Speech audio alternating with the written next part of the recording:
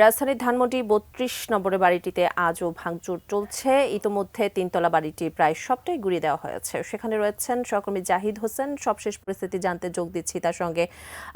জাহিদ, ধানমন্ডি ৩২ নম্বরে এখন কি অবস্থা দেখছেন? যে সর্বশেষ এক্সক্যাভেটরটি যেটি দিয়ে মূলত এই ধানমন্ডি ৩২-এর ভবনটি গুড়িয়ে ফেলা হচ্ছিল, সেই এক্সক্যাভেটরটি মূলত গতকাল বৃহস্পতিবার সকালে এখান থেকে চলে যাওয়ার পর থেকে এখানে ধানমন্ডি ৩২-এর ভবনটি ভেঙে ফেলা হচ্ছে। মূলত সাধারণ ছাত্র জনতা তারা নিজ দায়িত্বে এটি ভেঙে ফেলছেন এবং তারা হাতুড়ি দিয়ে, শাবল দিয়ে, ইট দিয়ে, অন্যান্য যন্ত্রপাতি দিয়ে তারা নিজেরাই নিজ দায়িত্বে এটি ভেঙে ফেলা বা বাড়ির সঙ্গে মিশিয়ে ফেলার যে কার্যক্রম সেটি তারা করছেন।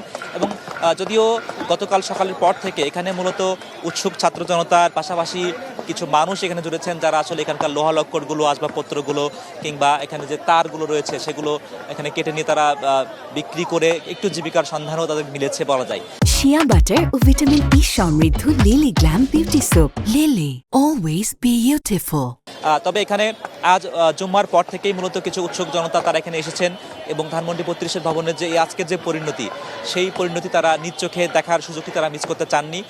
আমরা শুক্রবার রাতে এবং বৃহস্পতিবার সারাদিন যেটি দেখেছিলাম, আজকের সঙ্গে তার পার্থক্য হলো এই, আজ যেহেতু সাপ্তাহিক ছুটির দিন এবং সেই ছুটির দিন হওয়ার কারণে অনেকেই এটি আগ্রহ নিয়ে আসলে এসেছেন যে এই শেষ পরিণতিটা দেখার জন্য। যেহেতু এই ভবনের সঙ্গে অনেক দীর্ঘ ইতিহাস জড়িত আছে, কাজেই সেই ঐতিহাসিক ভবনের আজকের এই পরিণতি এবং তারা অনেকে আমাদেরকে এই প্রতিক্রিয়া জানাচ্ছিলেন যে আসলে কেন এরকম পরিণতি এই ভবনের হলো, কি কি কারণে আসলে আজকের এই পরিণতি দেখতে হলো ধানমন্ডি ৩২-এর ঐতিহাসিক বাড়িটিকে।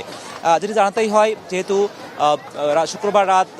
বুধবার রাতে কিন্তু ক্ষমতাচ্যুত প্রধানমন্ত্রী তিনি ছাত্র সমাজের উদ্দেশ্যে বক্তব্য রাখার চেষ্টা করেছিলেন এবং তিনি সে বক্তব্য রেখেছিলেন না বটে। তার প্রতিক্রিয়া হিসেবেই মূলত ছাত্র জনতার পক্ষ থেকে বুলডোজার কর্মসূচি, যদিও বুলডোজার আমরা দেখতে পাইনি, আমরা এক্সক্যাভেটর দেখেছি, ভেকু দেখেছি, সেগুলো দিয়েই মূলত এই ভবনটিকে গুড়িয়ে ফেলা বা ভেঙে ফেলা সেটি মূলত কাজ চলছিল।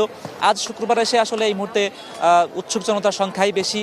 এই দুপুর গড়িয়ে এখন বিকাল আসতে শুরু করেছে, এখনও পর্যন্ত উৎসুক মানুষ আসছেন, নিজ চোখে এই ভবনের পরিণতিকে দেখছেন। এর পাশাপাশি কিছু মানুষ তার জীবিকার সন্ধানের জন্য এখানে যে লোহা লক্করগুলো সেগুলো সংগ্রহ করছেন, বিক্রি করছেন। এবং আজ সকালে মূলত একজন মানুষ তিনি যে লোহা কাঠ থেকে উপর থেকে নিচে পড়ে তিনি আহত হয়েছেন, এমন ঘটনা আমরা দেখতে পেয়েছি। তাতে সব কিছু মিলিয়েই এই হলো আজকের দিনকার ধানমন্ডি ৩২ নম্বর ভবনের এই ঐতিহাসিক বাড়িটির আজকের দিনের চিত্র।